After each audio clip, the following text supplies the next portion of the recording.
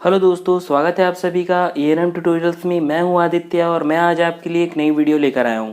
जैसा कि आप सभी को पता है कि हम एसीएफ की तैयारी करा रहे हैं और मैं आपके लिए आज जो टॉपिक लेकर आया हूं वो क्रीड़ा से रिलेटेड टॉपिक लेकर आया हूं। आप सिलेबस देखेंगे तो आपको दूसरा से तीसरा टॉपिक ही मिलेगा जिसमें क्रीड़ा के बारे में पूछा गया है। ठीक है, अब हम कंटिन्यूअस वीडियोस लेकर आएंगे जो कि फिजिक्स से रिलेटेड रहेंगी। Day by day topic by topic complete करते हुए चलेंगे। ठीक है, तो फ्रेंड्स सबसे पहले चलते हैं क्रीड़ा। ठीक है, देखते हैं क्रीड़ा का फुल फॉर्म क्या होता है, इसका काम क्या होता है और ये क्यों है, क्या क्या इसके उद्देश्य है। ठीक है, क्रीड़ा का डिपार्टमेंट कौन संभालता है, कौन सी मिनिस्ट्री कंट्रोल करती है क्रीड़ा को। ठीक है, इसके द्वारा हम क्या क्या चीज़ें कर सकती हैं और कौन कौन से अनुदान प्राप्त होते हैं किसान भाइयों को हमारे छत्तीसगढ़ पे किस तरह की सब्सिडी मिलती है क्रीड़ा के द्वारा। ठीक है, क्रीड़ा के डिपार्टमेंट में क्या क्या फैसिलिटीज प्रोवाइड करते हैं। तो चलिए सबसे पहले देखते हैं कि क्रीड़ा का फुल फॉर्म क्या है। तो क्रीड़ा होता है Chhattisgarh renewable energy development agency. ठीक है, अब इसका फुल फॉर्म देखिएगा, Chhattisgarh renewable energy development agency. ठीक है, क्रीड़ा मतलब कि ये एक नोडल एजेंसी है। नोडल एजेंसी मतलब एक टाइप की स्पेशल एजेंसी होती है, एक टाइप की स्पेशल क्या बोलते हैं संस्था होती है। ठीक है, जो कि आपका क्या रिन्यूएबल एनर्जी मतलब कि जो एनर्जी बार बार रिक्रिएट हो सकती है। ठीक है, जैसे कि सूर्य की ऊर्जा है, एक बार आई फिर उसके बाद हम उसको कंजर्व कर सकते हैं, उसका यूटिलाइज कर सकते हैं। ठीक है, तो बार बार जो ऊर्जा उत्पन्न हो जा सकती है रिन्यूएबल मतलब जिसे हम बार बार रिसाइकल कर सकते हैं, उस प्रोसेस को बोला जाता है रिन्यूएबल एनर्जी। ठीक है, रिन्यूएबल जैसे नॉन रिन्यूएबल एनर्जी कहा जाता है जो कि बार बार क्या बोलते हैं आपका रिन्यूएबल ना हो सके, लाइक पेट्रोल, डीजल, केरोसिन। ठीक है, ये सब जो होती हैं क्या बोलते हैं आपका कोल। ठीक है, तो ये सब जो होती हैं वो क्या होती है non renewable sources of energy. ठीक है, अब देखते हैं आगे क्या होता है कि ये आपको समझ में आ गया होगा इसका फुल फॉर्म। ठीक है, हेडक्वार्टर कहाँ पे है इसका, तो इसका हेडक्वार्टर है रायपुर में। ठीक है, क्या वर्क करती है, तो ये सोलर पैनल जो अलग अलग गाँव में लगे हैं, अलग अलग क्या बोलते हैं आपका ग्राम पंचायत, जिला पंचायत, नगर पंचायत में लगे हुए हैं। सोलर पैनल, रूफटॉप क्या बोलते हैं ग्रिड होता है। ठीक है, ग्रिड होता है, रूफटॉप ग्रिड होता है। ठीक है, फिर उसके बाद सोलर पंप डिस्ट्रीब्यूशन होता है। ठीक है, और क्या बोलते हैं सब्सिडी किस तरीके से प्रोवाइड करते हैं, कितनी % तक की सब्सिडी प्रोवाइड की जाती है, इसके बारे में हम चर्चा करेंगे। ठीक है दोस्तों, ये देखते जाइएगा, मैं पॉइंट बाय पॉइंट जिस तरीके से समझाते जा रहा हूं आपको, आप उसी तरीके से प्रोसीड करिएगा। ठीक है, बहुत ही अच्छे तरीके से, शानदार तरीके से सब चीज़ें समझ में आ जाएंगी। अगर आपको कहीं पे भी कोई डाउट होता है तो आप प्लीज़ कमेंट करके पूछ सकते हैं। ठीक है, तो इतना तक का समझ में आ गया होगा आपको। अब इसके आगे चलते हैं, इसे कौन सी मिनिस्ट्री संभालती है। तो इसे मिनिस्ट्री संभालती है MNRE।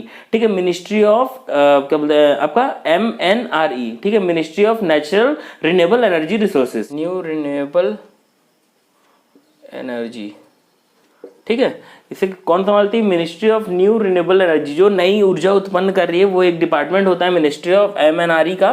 ठीक है, MNRE के कुछ क्या बोलते हैं आपका टर्म्स एंड कंडीशन होती है, उसके तहत हम अलग अलग डिपार्टमेंट खोलते हैं। ठीक है, जैसे कि आप यहाँ पे देख पा रहे होंगे छत्तीसगढ़ के लिए C लगाया गया है, वैसे ही आपका अलग जैसे गुजरात के लिए क्या करते हैं GREDA।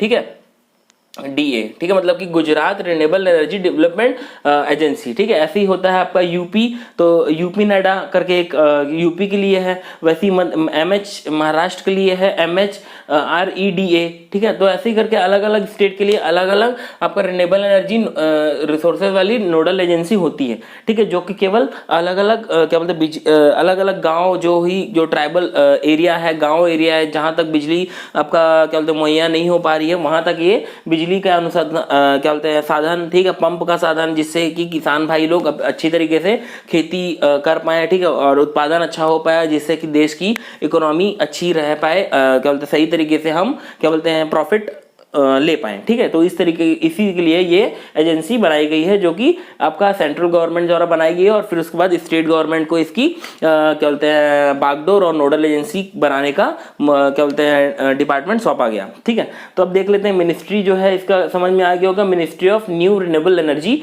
जो है इसका फुल फॉर्म होता है MNRE का। ठीक है, जो कि अब यहाँ पे देखते हैं 15 years it has given electricity by solar photovoltaic cell power plant. ठीक है, अब ये छत्तीसगढ़ की बात करते हैं, तो छत्तीसगढ़ में 15 सालों से क्या कर रही है, ये इलेक्ट्रिसिटी ट्राइबल्स एरिया में प्रोवाइड कर रही है बाय किस तरीके से, सोलर फोटोवोल्टिक सेल के द्वारा। ठीक है, आपको मैं स्क्रीन पे दिखाऊंगा कि सोलर फोटोवोल्टिक सेल किस तरीके का होता है और किस तरीके की क्या बोलते हैं उसकी पिक होती है, पिक्चर भी दिखा देता हूँ। चलिए स्क्रीन में आप देख पा रहे होंगे। ठीक है, अब देखते हैं इसका अवार्ड। ठीक है, किस तरीके का अवार्ड मिला जाता है। अवार्ड मतलब कि आपका क्या बोलते हैं पुरस्कार। ठीक है, इस फील्ड में जो बहुत ही अच्छा करते हैं, जो क्या बोलते हैं आपका जिनका सर्विस बहुत अच्छी होती है, ठीक है, उन्हें अवार्ड दिया जाता है जिसे कहा जाता है एसडेन अवार्ड। ठीक है, एसडेन अवार्ड को कहा बोला जाता है, एसडेन अवार्ड से नवाजा जाता है, जो कि इस क्रीड़ा की फील्ड में और जो रिन्यूएबल एनर्जी की फील्ड में बहुत ही अच्छा अपना अनुसंधान देते हैं। ठीक है, मतलब कि अपना वर्क करते हैं। ठीक है, बहुत ही अच्छा उन्हें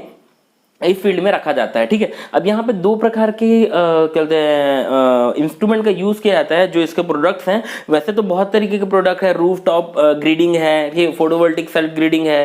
ठीक है, और क्या बोलते हैं आपका जो लाइट होती है, ठीक है, इमरजेंसी लाइट, जैसा कि 1 मिनट में आपको दिखा देता हूँ। ठीक है, वेट अ मिनट, 1 मिनट में आपको दिखा देता हूँ।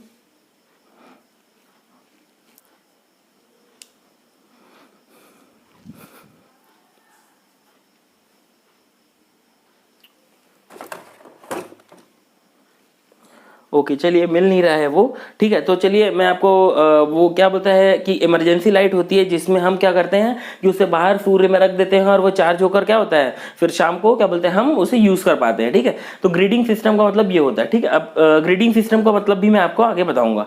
ठीक है, एसडेन अवार्ड के बारे में आपको समझ में आ गया कि एसडेन अवार्ड होता है। ठीक है, पेज अब ये देखिए सोलर फोटोवोल्टिक पावर प्लांट, ठीक है, जो कि आपका बिजली उत्पादन करके देगा।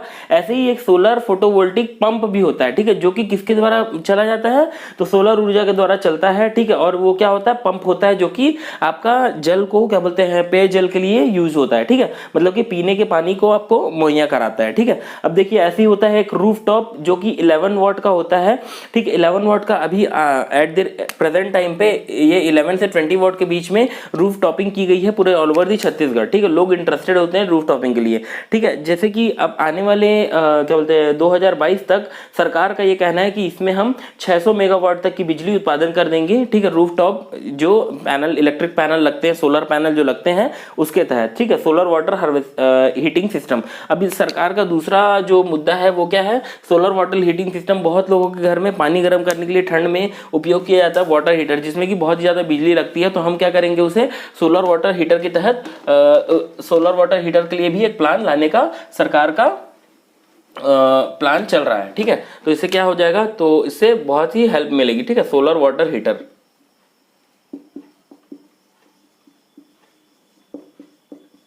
ठीक है, ये क्या होगा, क्या आपका जो सोलर पैनल ऐसे लगा होगा। ठीक है, यहाँ से ये टंकी के वाटर को गर्म करेगा। ठीक है, गर्म करने के बाद क्या करेंगे, टेप नल से हमें यहाँ से टेप नल से ये सप्लाई होगा पानी। ठीक है, पानी हमें मिल जाएगा यहाँ से।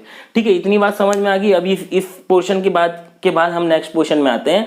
सबसे पहली बात, एक कुसुम योजना चलाई गई थी जो कि आपका छत्तीसगढ़ सरकार ये सेंट्रल गवर्नमेंट द्वारा चलाई गई थी ये योजना। ठीक है, कुसुम योजना। कुसुम योजना के तहत ही हम देखते हैं कि क्या देखते हैं, तो कुसुम योजना जो है वो सेंट्रल गवर्नमेंट द्वारा चलाई गई थी। ठीक है, सेंट्रल गवर्नमेंट द्वारा चलाई गई थी ये। ठीक है, उसके बाद छत्तीसगढ़ गवर्नमेंट द्वारा उसी योजना को करा गया सुर सुलज स्कीम। ठीक है, सुर सुलज स्कीम के तहत इस यही योजना को आगे बढ़ाया गया छत्तीसगढ़ में। ठीक है, कुसुम योजना का क्या बोलते हैं उद्देश्य क्या था, 90% of subsidy for the OBC ST SC and ST SC peoples. ठीक है, जनरल के लिए यहाँ पे वही दाम पड़ जाता है। ठीक है, यहाँ पे भी आपका क्या बोलते हैं रिजर्वेशन का फायदा होता है। ठीक है, देखिए क्या होता है 3 HP 5 to 7 HP। ठीक है, दो टाइप के पंप्स निकलते हैं, जो कि एक होता है 3 हर्ट्ज पावर का और एक होता है 5 से 7 हर्ट्ज पावर का, 5 हर्ट्ज पावर या फिर 7 हर्ट्ज पावर का। ठीक है, जो 3 हर्ट्ज पावर का है वो पड़ता है आपको 10 से 20 हजार रुपए का। ठीक है, और 5 से 7 हर्ट्ज पावर जो है उसमें आपको 10 से 30 हजार रुपए तक का लगभग पड़ता है। ये इसका बताने का उद्देश्य ये था कि इसमें 90% तक की सब्सिडी मिलती है। ठीक है, और ये लगभग इसकी जो कीमत होती है वो कितनी होती है, 3 से 4 लाख रुपए उसकी कीमत होती है। लेकिन इसमें 90% सब्सिडी मिलने के बाद ये कितना पड़ता है, तो ये 10 से 20 के मतलब कि 10,000 से 20,000 के लगभग, और ये 10,000 से 30,000 के लगभग पड़ता है। ठीक है, अब देखिए सुलज स्कीम के तहत क्या हुआ, छत्तीसगढ़ में एक योजना बनाई गई। ठीक है, इस योजना के अंदर क्या बनाया गया, सोलर पंप, गोबर प्लांट, ठीक है, और सोलर ग्रिड। ठीक है, सोलर ग्रिड सिस्टम, ये सब लगाए गए। ठीक है, इसके तहत क्या हुआ, हमारे जो क्या बोलते हैं, बहुत से गांव में आजकल जो बिजली के जो गोल होने की क्या बोलते हैं जो ठीक है, बिजली गोल होने की जो पॉसिबिलिटीज हैं वो लगभग, जैसे मान लीजिए पहले 8 घंटे अगर बिजली जाती थी, तो आज की डेट में कितनी है, 3 से 4 घंटे ही बिजली जाती है। बाकी आपका क्या बोलते हैं, सोलर प्लांट के द्वारा बाकी चीजें कवर अप की गई। ठीक है, बहुत सारी चीजें, बहुत जगह हॉस्पिटल्स हो गए, बहुत ज्यादा इमरजेंसी वार्ड्स में क्या होता था कि वहां पे बिजली ही नहीं होती थी, ऑपरेशन चलता होता था और बिजली नहीं होती थी, तो वहां पे ऐसे सोलर क्या बोलते हैं प्लांट्स का उपयोग किया गया, ताकि क्या बोलते हैं सोलर पैनल्स का उपयोग किया, ताकि अगर इमरजेंसी कंडीशंस आए तो वहां पे भी हम बिजली मुहैया करा पाए। ठीक है, और लोगों को सुविधा दे पाए। ठीक है, अब देखिए rough top grid system, roof top grid system. ठीक है, रूफ मतलब होता है जो टेरेस वाला पोर्शन होता है, छत का पोर्शन होता है। ठीक है, छत वाला जो पोर्शन होता है, उस छत के पोर्शन को कहा जाता है रूफ टॉप ग्रिड सिस्टम। अब ग्रिड सिस्टम का मतलब क्या है, ये आप थोड़ा समझिएगा। ठीक है, यहाँ पे ये थोड़ी टेक्निकल चीजें हैं। ठीक है, तो टेक्निकल चीजों को क्या है, हिंदी में बताना संभव नहीं होता है, इसलिए मैं आपको जो टर्म है उसे तो मैं इंग्लिश में ही बताना पड़ेगा मुझे। ठीक है, तो ग्रिड सिस्टम का मतलब क्या होता है, एक बार समझिएगा। ठीक है, ठीक है मित्रों, ग्रिड सिस्टम का मतलब समझिएगा। ग्रिड सिस्टम मतलब ये होता है, जैसे कि मान लीजिए सोलर पैनल बना हुआ है। ठीक है, यहाँ पे सूर्य की किरणें आकर, ठीक है, यहाँ पे इस एनर्जी स्टोर कर रही हैं। ठीक है, सपोज टू भी मान लीजिए हमारे घर की बिजली चल रही है 200 वाट। ठीक है, मान लो 200 वाट से चल रही है। ठीक है, अब मान लो जैसे हमारी 200 वाट की पूर्ति हो गई। जब 200 वाट की पूर्ति हो गई और उसके बाद भी मान लो यहाँ पर 100 वाट हमारा इलेक्ट्रिसिटी बच गया। ठीक है, तो 100 वाट की इलेक्ट्रिसिटी जो है वो स्टोर कहाँ पे हो जाएगी, तो वो हो जाएगी ग्रिड पे स्टोर हो जाएगी।